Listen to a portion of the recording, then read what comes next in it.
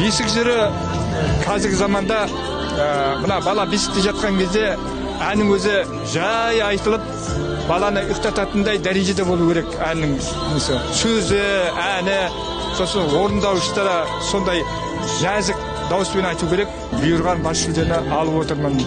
Енді осы анаға тағзым атты орталықтың қызметкерлеріне зор денсаулық, жұмыстарына шығармашылық табыс тілеймін.